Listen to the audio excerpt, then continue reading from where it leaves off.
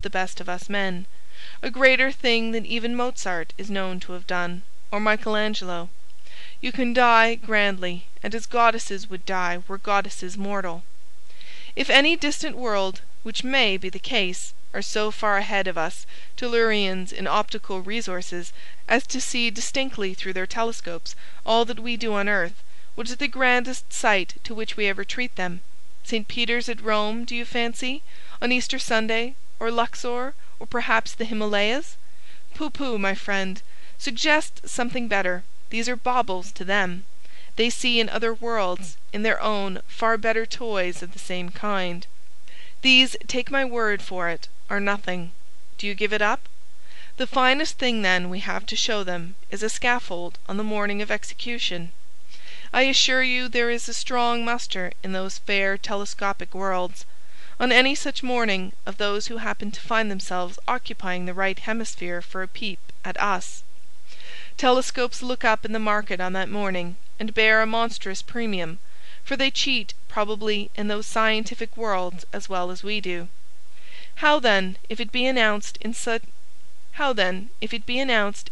such telescopic world, by those who make a livelihood of catching glimpses at our newspapers, whose language they have long since deciphered, that the poor victim in the morning's sacrifice is a woman?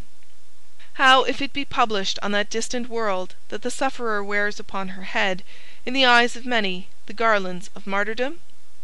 How if it should be some Marie Antoinette, the widowed queen, coming forward on the scaffold, and presenting to the morning air her head, turned grey prematurely by sorrow, daughter of Caesars kneeling down humbly to kiss the guillotine, as one that worships death?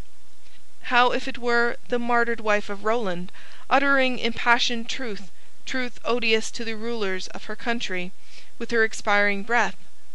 How if it were the noble Charlotte Corday, that in the bloom of youth, that with the loveliest of persons, that with homage waiting upon her smiles wherever she turned her face to scatter them, homage that followed those smiles as surely as the carols of birds, after showers in spring, follow the reappearing sun and the racing of sunbeams over the hills, yet thought all these things cheaper than the dust upon her sandals in comparison of deliverance from hell for her dear suffering France?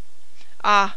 These were spectacles indeed for those sympathizing people in distant worlds, and some, perhaps, would suffer a sort of martyrdom themselves, because they could not testify their wrath, could not bear witness to the strength of love, and to the fury of hatred that burned within them at such scenes, could not gather into golden urns some of that glorious dust which rested in the catacombs of earth. End of Joan of Arc, Part 3.